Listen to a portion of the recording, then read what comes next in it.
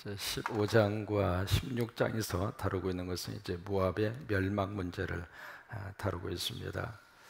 모압이라고 하는 나라가 어디에 있을까?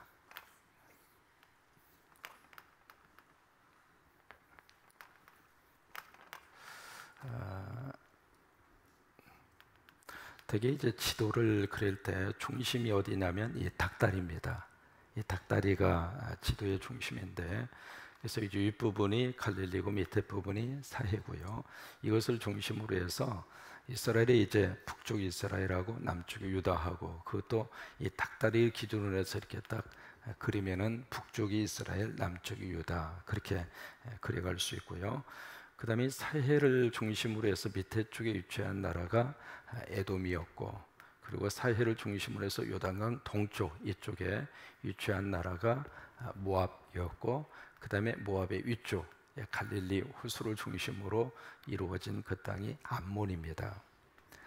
지금으로 말하면 어느 나라냐면 요르단입니다. 요르단 그 나라가 과거 성서시대의 모압이었고, 그리고 암몬이었다. 이제 그렇게 이해를 하시면 돼요. 이 모압과 암몬 족속의 출발은 창세기 19장에 성경이 이제 밝혀주고 있습니다. 잘 아시는 그런 내용 가운데 하나잖아요. 소알이라고 하는 그곳으로 롯이 피난을 갔는데, 그게 굴 속에 이제 거하면서 거기에 두 딸이 아버지에게 술을 먹이고 그 임신을 통해서 낳은 그 두 아들, 그 이제 모압과 암몬의 족속이 됐다라고 하는 것을 성경이 가르쳐 주고 있습니다. 참 그걸 통해서 우리가 배우는 게 있어요. 뭐냐면 출발이 안 좋으면 결과도 안 좋다는 거예요. 그러니까 모압도 그러고 암몬도 그러고 처음 출발 자체가, 태생 자체가 그렇게 정상적인 태생이 아닙니다. 출발 자체가 처음부터 꼬인 거예요. 그러다 보니까 마지막 결과도 안 좋아요.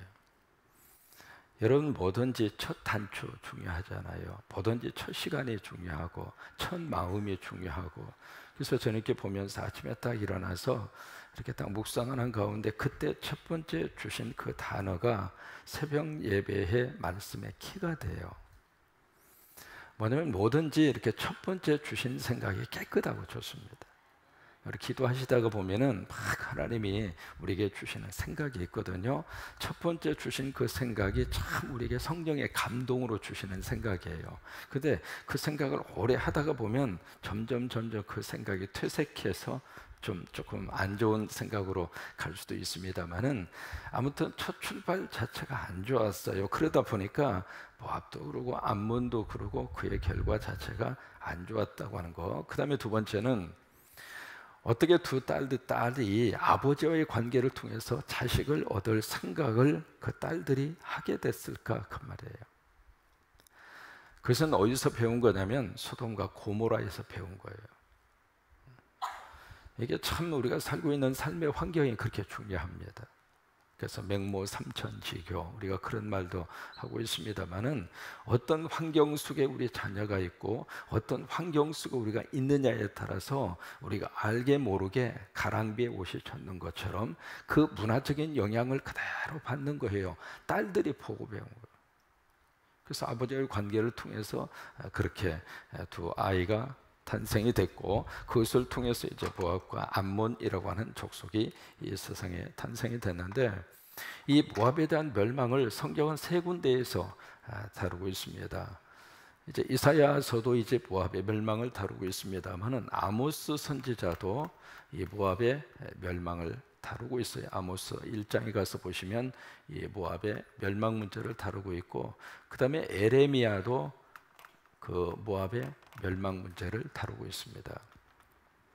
그러니까 적어도 세 군데에서 이사야도 그러고 아모스도 그러고 에레미야도 그러고 이 모압의 멸망 문제를 다루고 있는데, 그러면 왜 모압이 하나님의 심판을 받고 멸망할 수밖에 없었을까? 여러 가지 많은 요인이 있습니다만은, 가장 중요한 첫 번째 요인이 뭐예요? 우상. 이게 가장 큰 원인이 우상 숭배. 그러면 이제 모압 족속들이 섬겼던 신의 이름, 무슨 신이냐면 그모스 신입니다. 한번 해보셔요. 그모스 신. 그다음에 이제 모압 사람들이 섬겼던 신은 크모스고 암몬 사람이 섬겼던 신은 밀곰이에요. 그러니까 크모스 신을 이들이 섬겼는데 이 크모스 신이라고 하는 이 신을 어떻게 섬겼느냐면 인신 제사를 드릴 정도로 사람을 잡아서 사람을 통째로 태워서 바칠 정도, 아주 끔찍한 그런 하나의 크모스 신을 향한 그들의 열정, 그들의 헌신은 말할 수 없을 정도로, 그러다 보니까 이것이 이제 우상 숭배에 이제 크게 달할 정도로 모압 사람들이 그렇게 하게 됐고, 두 번째, 모압 사람들이 멸망을 할 수밖에 없었던 가장 큰 성서적으로 지적하고 있는 이유는 교만입니다. 그러면 이 두 가지, 우상 숭배도 그러고 교만도 그러고, 이 두 가지의 특징이 있어요. 바로 우상 숭배, 교만이 가지고 있는 특징이 바로 뭐냐면 하나님을 거부하는 거예요. 여러분, 하나님이 없는 자리에 마귀와 사탄이 있을 수밖에 없어요. 마귀와 사탄이 자리 잡고 있으면 하나님이 가만히 있겠습니까? 하나님의 심판을 자초할 수밖에 없는 거예요. 그래서 하나님 모신 그 영역, 하나님을 주인으로 모시고 사는 거기에 하나님의 축복이 있는 거예요. 왜? 하나님이 계시지 않으면 하나님이 없는 자리에 빈 공간이 있는 것이 아니라 그 자리에 하나님이 원하지 않는 그런 영역으로 바꿔지니까 그런 거예요. 그래서 이 두 가지 이 모압이 멸망할 수밖에 없는 이것 때문에 결국 이제 아수르에 의해서, 바벨론에 의해서, 그러다가 BC 107년에 로마의 제국에 의해서 모압이라고 하는 나라는 역사의 뒤안길로 사라집니다. 더 이상 이제 모압이라고 하는 나라는 나타나지를 않습니다. 오늘 16장의 말씀을 보시면 모압이 얼마나 하나님으로부터 심판을 처절하게 받을 것인가 라고 하는 것을 1절에서 이제 14절까지 쭉 말씀을 하시고 있는데, 참 묘한 것은 이 모압이 당하는 심판 속에서 우리가 뭘 찾을 수 있느냐면 어떻게 하면 우리가 심판을 면할 수 있을까, 그 방법을 찾을 수 있어요. 모압은 역사적으로 북쪽 이스라엘이 아수르한테 맥히잖아요. 그러면 북쪽 이스라엘이 아수르라는 나라에 의해서 먹힐 때에 이웃 나라 모압은 이것을 보고 배웠어야 돼요.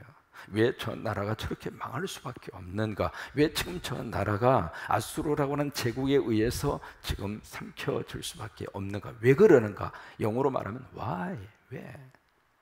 그 질문을 던지면서 거기서 교훈을 얻었어야 돼요. 그러면 모압은 살 길을 찾을 수 있었어요. 그런데 모압은 이웃 나라가 지금 철저하게 아수르에 의해서 당하고 지금 하나님의 심판을 받는 모습을 보면서도 이 모압은 깨닫지를 못했어요. 우리는 주변 사람들의 모습을 보면서 교훈을 받아야 돼요. 두 가지 교훈이죠. 잘 되는 사람을 보면서는 저렇게 하면 하나님의 복을 받는구나, 그 교훈을 받아야 되고, 그렇게 안 되고 뭐가 조금 문제 속에서 있으면서 어떤 그런 속에 있는 분들을 보면서 저러면 안 되는구나, 교훈을 받아야 돼. 그런 옆에 있는 사람들을 보면서 손가락질을 하고 비난을 하고 말을 하기 전에 우리는 그런 모습을 보면서 영적 교훈을 얻어야 되고, 그래야 똑같은 실수를 안 하는 거예요.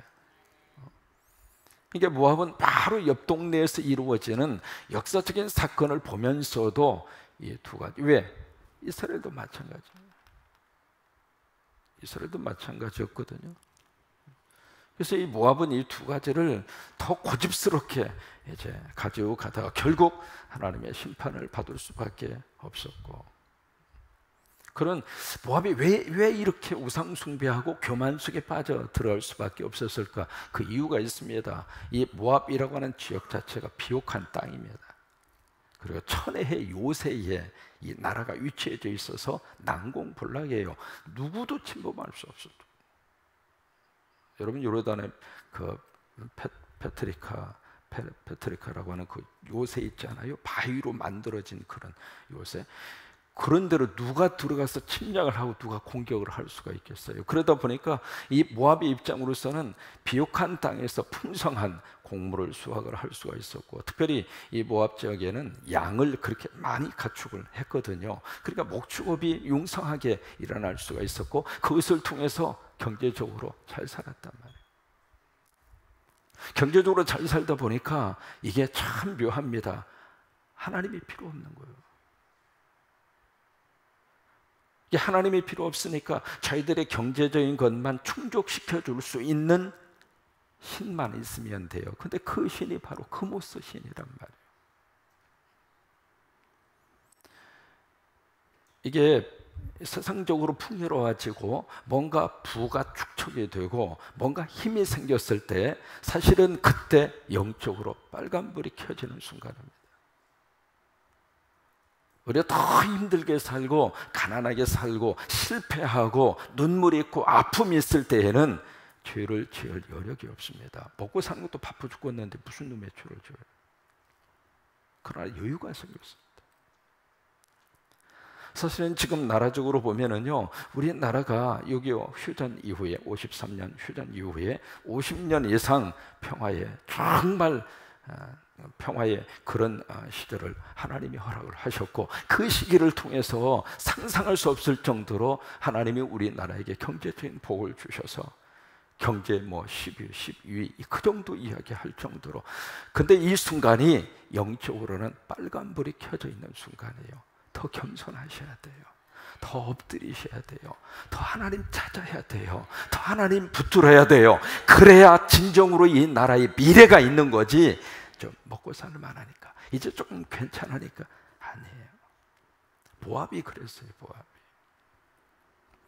그래서 이 모압의 심판 문제를 성경이 다루면서 어떻게 하면 심판 속에서 우리가 살 길, 우리가 그 속에서 심판을 피하고 살 수 있는 길은 없는가, 세 가지로 말씀을 하세요. 첫째로 하나님 편에 서라.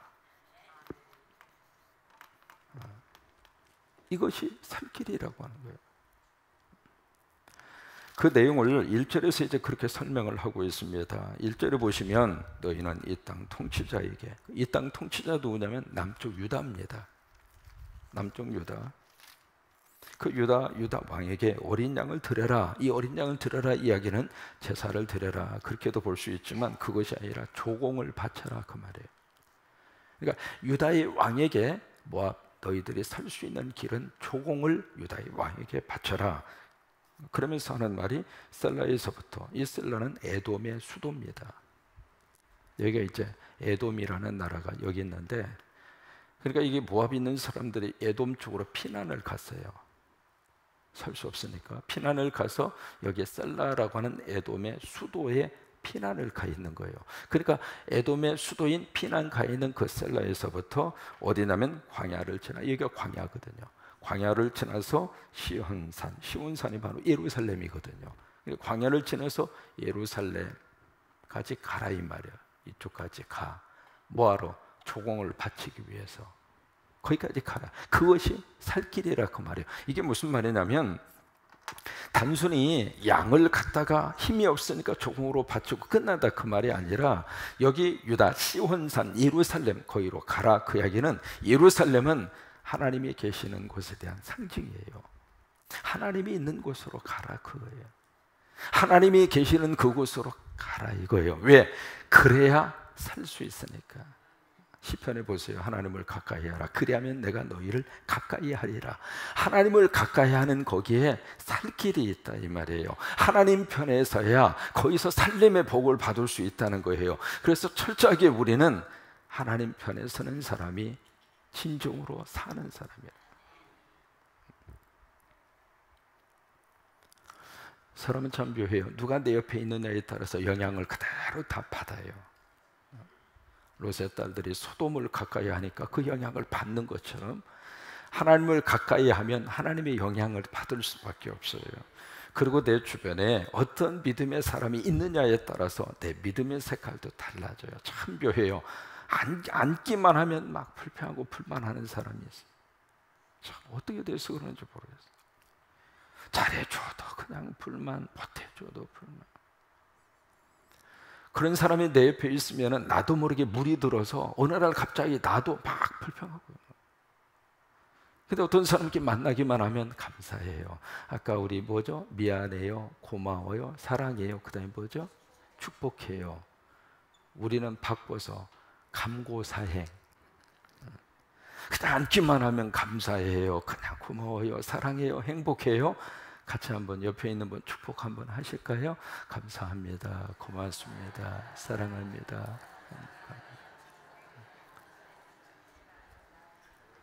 오늘 새벽을 보니까 그동안에 새벽기도 못 오시던 우리 귀한 분도 오시고, 우리 세 가족인데 지금 타 지역에서 일하시는데 오늘 이렇게 새벽에도 오시고 너무 감사해요. 어쨌든 이렇게 그러니까 이 말만 그 입술만 열리면 그냥 긍정적으로 위로하고 소망을 주고 그런 사람이 있는가 하면 그렇지 않는 사람들이 있거든요. 그러니까 내 주변에 어떤 사람이 오느냐에 따라서 내가 그 영향을 그대로 받을 수밖에 없네요.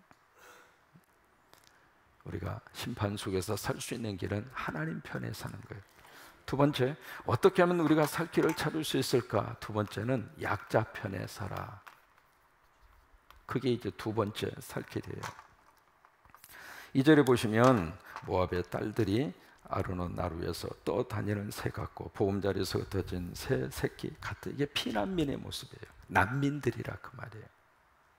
그래서 그 뒤에 쭉 비참한 그 모압의 상황들을 설명을 하고 있는데, 그 상황을 쭉 설명을 하시는 그 이유는 바로 뭐냐면 너희가 그들 편에 서주어라 그예요. 불쌍한 사람들 편에 서주어라, 약자 편에 서주어라 그 말이에요.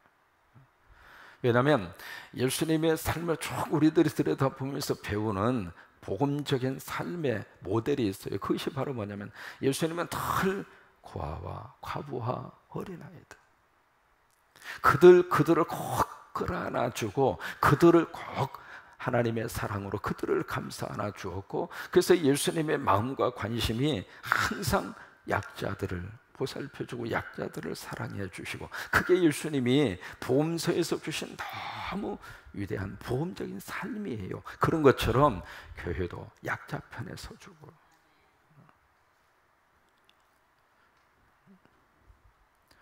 독일의 철학자 가운데 니체라고 하는 철학자 한번 들어보셨을 거예요. 이 니체가 했던 말 가운데 꼭 기억하는 말 한마디가 있죠. 뭐예요? 신은 죽었다. 그게 이제 니체가 한 유명한 말이잖아요. 근데 신은 죽었다라고 하는 말을 하고 그 다음에 기독교는 약자 편이다, 약자의 종교다, 그렇게 이제 한마디를 더해요. 무슨 얘기냐면 니체가 봤을 때 기독교는 힘없는 사람들하고 그냥 별로 이렇게 영향력도 없는 그런 편에 서 있는 사람하고 기독교가 그렇게, 니체 입장으로서는 기독교를 폄하하기 위해서 그 말을 한 거예요. 그래서 기독교는 힘이 없는 그런 사람들 중심으로 가는 별 볼 일 없는 그런 종교다, 이제 그 말을 하고 싶어서 니체가 그 말을 한 거예요. 그러고 나서 니체가 들고 나온 사상이 바로 뭐냐면 초인 사상입니다. 혹시 들어보셨나 모르겠어요. 초인 사상. 이게 니체가 아주 주장하는 그 가장 강한 그 단어 가운데 하나인데, 초인사상. 이 초인사상이라는 것은 뭐냐면은 죽음을 두려워하지 않고 말 그대로 강력한 힘을 가지고 자기 파워를 가지고 거침없이 뭔가를 해내는 사람, 그것을 니체는 초인이라 그랬어요. 그래서 이제 주장을 했던 사람이 니체예요. 근데 니체가 이 초인 사상을 주장하는 것처럼 죽음을 두려워하지 않고 그렇게 강력한 그런 모습으로 니체가 살았는가? 아니에요. 니체 나중에 정신병 걸려가지고 비참하게 죽었어요.